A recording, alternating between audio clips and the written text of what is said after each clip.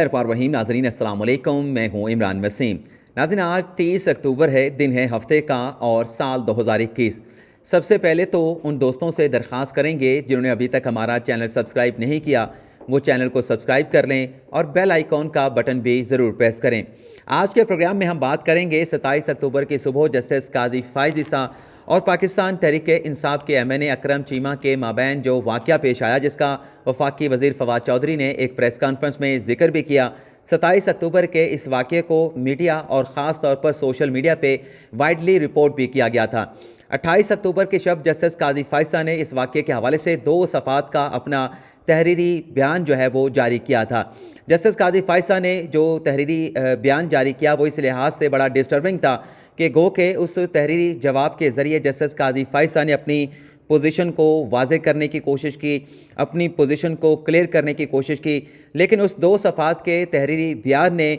मामले को सुलझाने की बजाय मज़ीद उलझा दिया है, मज़ीद पेचीदा बना दिया है। जस्टिस काजी फ़ाइज़ का जो तहरीरी जवाब है उसे पढ़ने के बाद मैंने 3 चीज़ें नोट की हैं। वो तीनों चीज़ें आज के इस प्रोग्राम में आपके साथ मैं शेयर करूँगा। इसके साथ साथ आप नाज़रीन के साथ मैं इस बात को भी शेयर करना चाहूँगा कि जस्टिस काजी फ़ाइज़ के इस तहरीरी बयान के बाद मतीउल्लाह जान जो कि एक मारूफ यूट्यूबर हैं, उन्होंने मुझसे कहा कि वो मेरा इंटरव्यू लेना चाहते हैं जस्टिस काजी फ़ाइज़ ने जो 2 सफ़ात का तहरीरी बयान जारी किया है। तो मैंने मतीउल्लाह जान को ये जवाब दिया कि मैं तो ख़ुद आपका इंटरव्यू करना चाह रहा था, क्योंकि आपने 27 अक्टूबर के बाद 28 अक्टूबर को जो प्रोग्राम किया, उस प्रोग्राम में आपने कहा कि शारा दस्तूर पर मुल्क की सबसे बड़ी अदालत के सीनियर जज जस्टिस काजी फ़ाइज़ को पाकिस्तान तहरीक इंसाफ के एमएनए को हरासा किया गया। लेकिन ये जो तहरीरी जवाब या तहरीरी बयान जस्टिस काजी फ़ाइज़ ने जारी किया है, ये तहरीरी जवाब तो कुछ और ही कहानी बयान करता है। इसके बाद मेरी और मतीउल्लाह जान की बात नहीं बन सकी कि वो मेरा इंटरव्यू लेंगे या मैं उनका इंटरव्यू लूँगा। तो कल मैंने देखा कि मतीउल्लाह जान ने तो अपना प्रोग्राम कर लिया। तो आज के इस प्रोग्राम में जस्टिस काजी फ़ाइज़ का ये जो तहरीरी बयान है, जिसमें जस्टिस काजी फ़ाइज़ की तरफ से 9 पैराग्राफ तहरीर किए गए हैं, इस तहरीरी जवाब पर बात करेंगे और इस तहरीरी बयान में डिस्टर्बिंग चीज़ क्या है उनकी निशानदेही भी करेंगे। तो जस्टिस काजी फ़ाइज़ अपने तहरीरी बयान के पहले पैराग्राफ में लिखते हैं कि 2 अफराद जिनसे मैं कभी नहीं मिला था, ना ही उन्हें जानता था, एक गाड़ी में थे जो कौमी असम्बली के सामने शारा दस्तूर पर खड़ी थी। गाड़ी पर एक बड़ा एंटीना लगा हुआ था जो इस किस्म का था जिसकी इजाज़त मेरे ख्याल से सिर्फ मुसल्लह अफवाज की गाड़ियों को होती है। कौमी असम्बली के सामने मुतअद्दिद पुलिस एहलकार मौजूद थे, जैसा कि हमेशा मौजूद होते हैं। इस बात को आपने नोट करना है। आगे वो लिखते हैं, लेकिन उनमें से किसी ने भी गाड़ी के ड्राइवर को ये नहीं कहा कि गाड़ी वहाँ से हटाए। शारा दस्तूर पर असम्बली के सामने गाड़ी खड़ी करने की इजाज़त नहीं, ना ही उन्होंने गाड़ी की रजिस्ट्रेशन या ड्राइवर के लाइसेंस की तस्दीक की। मैंने गाड़ी में मौजूद लोगों से अपनी शनाख्त कराने का कहा, लेकिन उन्होंने जवाब में मुझसे तौहीन अमेज़ अंदाज में पूछा कि मैं कौन हूँ। मैंने उन्हें कहा कि मैं एक शहरी हूँ और टैक्स दहिंदा हूँ, और ये नहीं बताया कि मैं एक जज हूँ। मैं काली टाई या काले कोट में नहीं था, बल्कि नीला जैकेट पहने हुए था। मुझे अंदेशा था कि ये लोग और उनकी गाड़ी किसी मुजरमाना कार्रवाई में मुलविस ना हो, क्योंकि गाड़ी की जो नंबर प्लेट है वो जाली थी, जिससे गाड़ी की जो मलकियत है उसे छुपाया गया था। आगे लिखते हैं कि इसलिए मैंने अपने मोबाइल फ़ोन से गाड़ी और उसमें बैठे लोगों की तस्वीर ली। तो ये जो नाज़रीन पहला पैराग्राफ है जो 27 अक्टूबर के वाक़ये के हवाले से है, इट्सल्फ इसमें जस्टिस काजी फ़ाइज़ की तरफ से कुछ एतराफ़ात किए गए हैं। और इस पैराग्राफ को पढ़ने के बाद मुझे जस्टिस काजी फ़ाइज़ न जाने क्यों जो है वो सुप्रीम कोर्ट के जज नहीं लगे। इसमें एक तो जस्टिस काजी फ़ाइज़ जो खुद बात कर रहे हैं कि मैंने अपनी जो एक शनाख्त कराई वो एक शहरी के तौर पे कराई कि मैं टैक्स दहिंदा हूँ, आम शहरी हूँ। फिर वो जिस अंदेशे का इजहार कर रहे हैं कि मुझे लगा कि ये जो गाड़ी है ये गाड़ी मशकूक है, इसके नंबर प्लेट जाली हैं और ये गाड़ी किसी मुजरमाना कार्रवाई में मुलविस ना हो। अच्छी बात है, बहुत सा मरतबा ऐसे देखा गया है कि शहरियों की निशानदेही पे ऐसे मशकूक लोगों को, मशकूक गाड़ियों को जो लॉ इन्फोर्समेंट एजेंसियां हैं उनकी तरफ से उनके खिलाफ कार्रवाई की गई है। लेकिन ये भी देखा गया है कि माजी में जब भी ऐसा कोई वाक़या पेश आया तो कोई शहरी खुद से उस मशकूक गाड़ी के पास नहीं जाता, उस मशकूक शख्स के साथ पास नहीं जाता, बल्कि या तो 15 पे फ़ोन करते हैं या करीबी थाने से रुजू किया जाता है। तो यहाँ पर जस्टिस काजी फ़ाइज़ खुद अपने पहले पैराग्राफ में लिख रहे हैं कि शारा दस्तूर पर पुलिस एहलकार मौजूद होते हैं, जैसे कि हमेशा से मौजूद होते हैं। तो फिर जस्टिस कादिर फाइसा को बजाय इसके, हालांकि वो कई मरतबा इस बात का इजहार कर चुके हैं कि उन्हें धमकियां दी गई, और जो मिर्ज़ा इफ्तिखारुद्दीन का जो मामला था वो भी आपके सामने है, जो वीडियो बयान जारी किया गया था, तो जस्टिस कादिर फाइसा तो अपने घर से पैदल चल के सुप्रीम कोर्ट आते हैं। चले उन्हें अपनी सिक्योरिटी की परवाह नहीं थी, लेकिन अगर उन्हें गाड़ी मशकूक लगी थी तो बजाय इसके कि वो वहाँ पर रोड के ऊपर ठहर के अदालत लगाते, क्योंकि जस्टिस कादिर फाइसा का जो पहले एक रिपोर्टर के साथ बयान था उसमें तो उन्होंने कहा था कि मैं फैसले जो देता हूँ वो अदालत में बैठ के देता हूँ, लेकिन इस बयान को पढ़ने के बाद तो लगता है कि जस्टिस कादिर फाइसा ने बज़ाहिर जो है वो शारा दस्तूर पर अपनी अदालत लगाई, और एक शहरी के नाते नहीं बल्कि एक जज के नाते उनसे जाके पूछा आप अपनी शनाख्त कराएं। मुझसे भी अगर कोई आके इस तरह से किसी भी जगह पे पूछेगा कि मैं कौन हूँ, तो पहले मैं उससे इस्तफसार करूँगा कि भाई आप पूछने वाले कौन होते हैं। मुझसे आके ट्रैफिक पुलिस का एहलकार पूछे, मुझसे पुलिस वाला पूछे आप पूछने वाले कौन होते हैं, तो इससे जस्टिस कादिर फाइसा का जो अपना मामला है, जो उन्होंने पोजीशन को क्लियर करने की कोशिश की है, वो उनकी पोजीशन क्लियर नहीं हो सकी, बल्कि मामला मज़ीद पेचीदा हुआ है। जस्टिस कादिर फाइसा को अगर लगा था कि ये गाड़ी मशकूक है या किसी मुजरमाना कार्रवाई में इस्तेमाल हो सकती है, तो बजाय इसके वो ख़ुद बात करते, वहाँ पर मौजूद जो शारा दस्तूर पर पुलिस एहलकार थे या तो उन्हें बता देते, या फिर ट्रैफिक पुलिस के भी एहलकार वहाँ पर मौजूद होते हैं, उन्हें उसकी कंप्लेंट जो है वो करनी चाहिए थी। आगे जस्टिस कादिर फाइसा दूसरे पैराग्राफ में लिखते हैं कि मैं सुप्रीम कोर्ट की तरफ चल पड़ा, जहां मुझे अदालत की जिम्मेदारी अदा करने के लिए बर वक्त पहुंचना था, और जारी नंबर प्लेटों वाली मशकूक गाड़ी कौमी असम्बली में दाखिल हुई, फिर वहां से निकली और इसमें से एक शख्स उतरा और गंदी गालियां देता हुआ मेरी तरफ बढ़ा। मैंने उसे नज़रअंदाज किया, खामोश रहा, सुप्रीम कोर्ट की तरफ चलता रहा। उसकी तस्दीक CCTV कैमरों से की जा सकती है, और आगे उन्होंने जो CCTV कैमरे लगे हुए हैं उन पर भी जस्टिस कादिर फाइसा ने शकूक व शुबहात का इजहार किया है। दूसरा जो पैराग्राफ है उसमें जस्टिस कादिर फाइसा कहते हैं कि गाड़ी पार्लियामेंट हाउस के अंदर चली गई, लेकिन वापस आती है फौरी तौर पे, और उसमें एक शख्स उतरता है और मुझे गालियां देता है, लेकिन मैं खामोश रहता हूं। ये बात बिल्कुल जस्टिस कादिर फाइसा की दुरुस्त है, ऐसा ही वाक़या पेश आया था, और जो गाड़ी में सवार लोग थे, अकरम चीमा थे या उनके साथ कोई भी शख्स था, उनका नाम जस्टिस कादिर फाइसा ने खुद भी नहीं लिखा, लेकिन अकरम चीमा उस गाड़ी में मौजूद थे।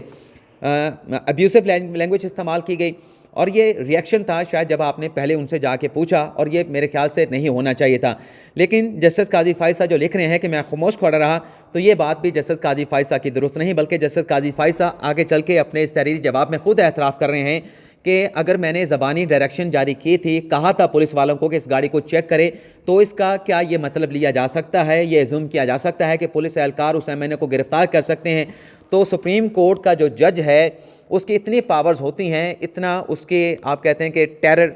उसका होता है, दहशत होती है पुलिस एहलकारों के ऊपर, कि एक छोटा सा हुक्म जारी कर दे कि फ़लाँ चीज़ को चेक करने चले जाएं, तो तमाम जहां पर वो जाएंगे पुलिस एहलकार वहां के तमाम जो निज़ाम होगा, जो मामलात होंगे, उसे मफलूज कर देंगे। तो जस्टिस कादिर फाइसा का ये कहना कि मैंने कुछ नहीं कहा, मैं खामोश कर रहा, जस्टिस कादिर फाइसा का सिर्फ इतना कह देना कि इस गाड़ी को चेक करें, उस कहने की वजह से पुलिस की तरफ से उस MNA को डिटेन किया गया। और फिर बाद अज़ां अब ये बताया जा रहा है कि तहरीक इस्तेहकाक पाकिस्तान तहरीक इंसाफ के जो MNA हैं अकरम चीमा ने, उन्होंने कौमी असम्बली में इस वाक़े के हवाले से तहरीक इस्तेहकाक जो है वो जमा करा दी है, और तहरीक इस्तेहकाक जमा होने के बाद ही जस्टिस कादिर फाइसा ने अपना ये 2 सफ़ात का तहरीरी जवाब या तहरीरी बयान जो है वो जारी किया था। अच्छा, यहाँ पर ये जो वाक़या है उसकी गुफ्तगू ख़त्म हो जाती है। इसके बाद जो बाकी के 7 पैराग्राफ हैं उसमें जस्टिस कादिर फाइसा इस वाक़े को कहीं से किसी दूसरी जगह ले गए हैं। तीसरे पैराग्राफ में जस्टिस कादिर फाइसा लिखते हैं कि जनाब अकरम चीमा, जिन्हें अब मैं जान गया हूँ कौमी असम्बली के रुकन हैं और वफाकी वज़ीर इतलात व नशरियात जनाब फवाद चौधरी ने एक यकतरफ़ा प्रेस कॉन्फ्रेंसेस की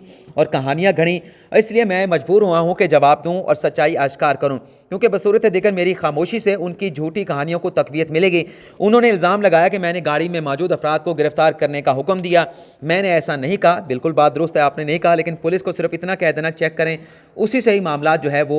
बहुत आगे तक चले जाते हैं। ताहम एक मशकूक गाड़ी जिसकी नंबर प्लेट भी जाली थी को हिरासत में लिया जा सकता है। उस गाड़ी को भी जिस पर मतलूबा कस्टम ड्यूटी और दीगर टैक्सेस अदा ना किए गए हैं उसे भी हिरासत में लिया जा सकता है। तो जस्टिस कादिर फाइसा तीसरे पैराग्राफ में फवाद चौधरी का जो मामला है, जब रेफरेंस पर या जस्टिस कादिर फाइसा की जो आइनी दरख्वास्त सुप्रीम कोर्ट में दायर की गई थी उस पर समाज चल रही थी, اس وقت جسٹس قاضی فائصہ کی اہلیہ سرینہ عیسیٰ صاحبہ کی طرف سے فواد چودھری اور سمیع ابراہیم کے خلاف جو ہے وہ توہین عدالت کی درخواست دائر کی گئی تھی، اور یہ پرانی ایک رنجش لگتی ہے، اور اسی لیے لگتا ہے کہ جسٹس قاضی فائصہ اس معاملے کو بھی اسی تحریری جواب میں جو ہے وہ ڈریگ کر کے لے آئے ہیں۔ لیکن جو توہین عدالت کی درخواست ہے فواد چودھری یا سمیع ابراہیم کے خلاف دائر کی گئی تھی، میری علم کے مطابق ابھی بھی وہ درخواستیں جو ہے وہ سپریم کورٹ میں زیر التوا ہیں۔ لیکن جو فواد چودھری صاحب نے واقعے کا اگر ذکر کیا ہے، میں نے ان کی پریس کانفرنس نہیں سنی، تو فواد چودھری صاحب کو بھی اس پرسنل میٹر میں کوئی گفتگو نہیں کرنی چاہیے تھی۔ وہ حکومت کے ترجمان ہیں، انہیں اپنا جو معاملہ ہے، جو ان کے سٹیٹمنٹ ہے، وہ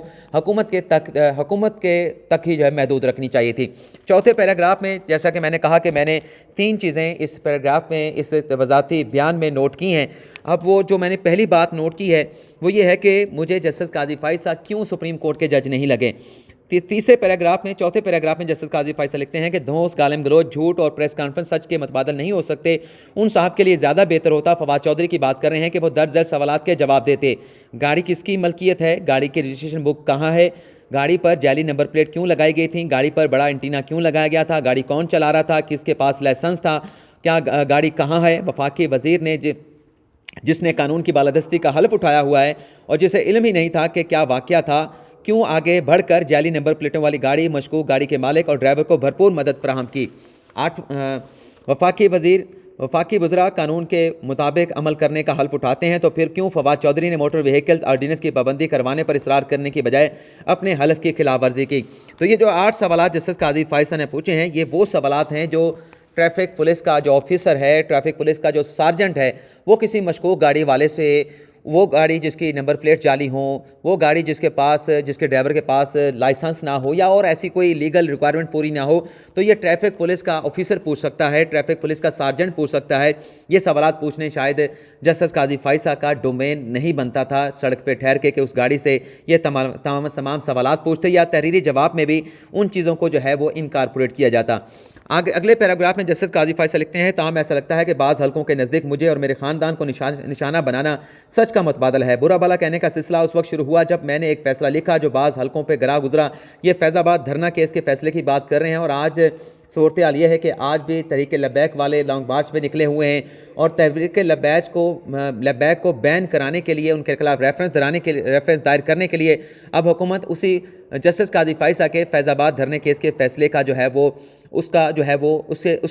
کی حمایت حاصل کرے گی، اس کی مدد سے یہ ریفرنس سپریم کورٹ میں دائر کیا جائے گا۔ آگے لکھتے ہیں کہ انہوں نے لکھ کر دیا کہ مجھے جج کے طور پر کام نہ کرنے دیا جائے، اور پھر فوراً ہی مجھے عہدے سے ہٹانے کے لیے ایک صدارتی ریفرنس دائر کر دیا گیا۔ سپریم کورٹ میں جب میری جانب سے جمع کرائی گئی تمام دستاویزات کو میڈیا پہ دبایا گیا، جبکہ میرے خلاف بھرپور پروپیگنڈا کیا گیا۔ یہاں پر وہ ریفرنس کی بات کر رہے ہیں۔ چھٹے پیراگراف میں جسٹس قاضی فائصہ جو انہیں سیکیورٹی کے حوالے سے خدشات تھے، جو ایک مرزا افتخار الدین کے حوالے نے ایک بیان جاری کیا تھا، ویڈیو بیان جاری کیا تھا، اس کا انہوں نے ذکر کیا ہے۔ لیکن ایک جو بات ہے جسٹس قاضی فائصہ نے کی ہے کہ جو تحریری ویڈیو بیان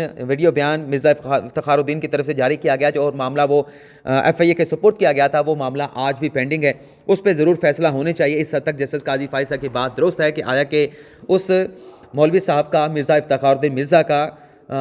افتخار الدین کا کسی کے ساتھ، کسی حکومتی وزیر کے ساتھ تعلق ہے یا نہیں، یہ تمام چیزیں سامنے آنی چاہیے۔ 7ویں پیراگراف میں جسٹس قاضی فائصہ کچھ اور باتیں کر رہے ہیں، اس کا بھی ذکر نہیں کرتے۔ 8ویں پیراگراف میں جسٹس قاضی فائصہ کہتے ہیں، جب مجھے قتل کی دھمکیاں دی گئیں تب بھی میں نے کارروائی شروع نہیں کی، تو کیا یہ عقل بات مانتی ہے کہ کسی جعلی نمبر پلیٹ والی گاڑی میں موجود نامعلوم افراد کو میں گرفتار کرنے کا کہوں؟ کیا یہ اس بات پہ یقین کیا جا سکتا ہے کہ پولیس زبانی احکامات پر ایسا کرے گی؟ ایسا کیا ہے پولیس نے، آپ جسٹس صاحب یقین کریں نہ کریں، پولیس نے ایسا کیا ہے۔ لیکن بہرحال میں 9واں پیراگراف بھی پڑھوں گا، ایک خاص شخصیت کا جس کا ہر مرتبہ جسٹس قاضی فائصہ اپنے عدالتی جوابات میں، اپنے خطوط میں یا مختلف ایسے وضاحتی بیانات میں ذکر کرتے ہیں، وہ شخصیت وزیر اعظم عمران خان ہے۔ پہلی مرتبہ جسٹس قاضی فائصہ نے ان کا اس تحریری جواب میں کہیں ذکر نہیں کیا، یہ بڑی جو ہے وہ میرے لیے حیران کن بات تھی۔ 9ویں پیراگراف میں جسٹس قاضی فائصہ یہ لکھتے ہیں کہ اسلام آباد میں پیدل چلنا، بلکہ میں آخر میں آ جاتا ہوں، جس میں جسٹس قاضی فائز صاحب یہ لکھتے ہیں بلکہ اپنے عزم کو دہراتے ہیں کہ میرے خلاف اور میرے خاندان کے خلاف آزمائے گئے ہتھ کنڈے، مجھے جان سے مار دینے کی دھمکی اور دھمکی، مجھے دی جانے والی گالیاں مجھے پیدل جانے یا قانون کی خلاف ورزیوں کی نشاندہی کرنے سے نہیں روک سکتے۔ ہر شہری اور ٹیکس دہندہ کی ذمہ داری ہے کہ وہ قانون کی بالادستی یقینی بنائے۔ ہمارا ایمان بھی ہم سے غلط کاموں کی نشاندہی کا تقاضا کرتا ہے۔ بالکل ہمارا ایمان جو ہے اس بات کا تقاضا کرتا ہے کہ کہیں کچھ غلط ہو رہا ہے اس کی نشاندہی کریں، تو اس لیے یہاں پر بھی کچھ غلط ہوا ہے تو اس کی نشاندہی کی گئی ہے۔ اگر کہیں پہ غلط ہوا ہے تو ہماری ذمہ داری بنتی ہے کہ متعلقہ جو آفیسر ہے، متعلقہ جو ادارے ہیں انہیں بتائیں، انہیں اس واقعے کے حوالے سے جو ہے وہ انفارمیشن فراہم کی جائے۔ لیکن اگر ہم خود سے ہی قانون بن جائیں گے، خود سے ہی اتھارٹی بن جائیں گے اور لوگوں سے جا کے پوچھیں گے کہ آپ کون ہیں، لائسنس آپ کے پاس ہے، گاڑی کس کی ہے، جعلی نمبر پلیٹ کیوں لگی ہوئی ہے، تو اس سے ایک انارکی پھیلے گی۔ اور کل جب ہم سپریم کورٹ کے پریس روم میں موجود تھے، مطیع اللہ جان بھی تھے اور بھی بہت سارے صحافی تھے، اس میں یہ بات ڈسکس ہوئی کہ اگر جسٹس قاضی فائز صاحب اس بات کو جسٹیفائیڈ کرتے ہیں اپنے اس تحریری بیان میں کہ ہر کسی کو اس طرح سے نشاندہی کرنی چاہیے، خود جا کے ڈائریکٹلی اس بندے سے پوچھنا چاہیے، مشکوک گاڑی سے، مشکوک لوگوں سے، تو اس سے تو انارکی پھیلے گی۔ اور اس سے پھر اس بات کا خدشہ بھی ہوگا کہ جسٹس قاضی فائز صاحب جو انہوں نے آگے چل کے چیف جسٹس آف پاکستان بھی بننا ہے راہ چلتے ہوئے، کیونکہ وہ پیدل چل کے اپنے گھر سے سپریم کورٹ میں آتے ہیں، تو پھر ایسا نہ ہو کہ لوگ ان سے پوچھنا بھی شروع ہو جائیں کہ سپریم کورٹ میں، کیونکہ جسٹس قاضی فائز صاحب نے جو دستاویزات دی ہیں انہیں لوگ ماننے کے لیے تیار نہیں ہیں کہ وہ منی ٹریل جو دی گئی ہے وہ دراصل منی ٹریل تھی یا درست تھی یا غلط تھی۔ قطع نظر اس بات کے جسٹس قاضی فائز صاحب کے نشاندہی ہونی چاہیے، تو پھر لوگ بھی آپ سے راہ چلتے ہوئے سوال کر سکتے ہیں کہ لندن کے فلیٹ کس طرح سے خریدے گئے، تو اس سے معاملات مزید خراب ہوں گے۔ تو آپ سپریم کورٹ کے جج بھی ہیں، سپریم کورٹ کے جج ہونے کے ناطے آپ کو صبر تحمل کے ساتھ جو ہے وہ چیزوں کو سوچ سمجھ کے آگے لے کے چلنا ہوگا۔ اس طریقے سے اگر ہوگا تو معاملات جو ہے وہ خراب ہوں گے اور پھر آپ کو اسی طرح سے جو ہے وہ وضاحتی جواب یا وضاحتی بیانات جو ہے وہ جاری کرنا پڑیں گے۔ تو آج کے اس ویلاگ میں اتنا ہی، آپ سے اجازت چاہتے ہیں۔ اللہ حافظ۔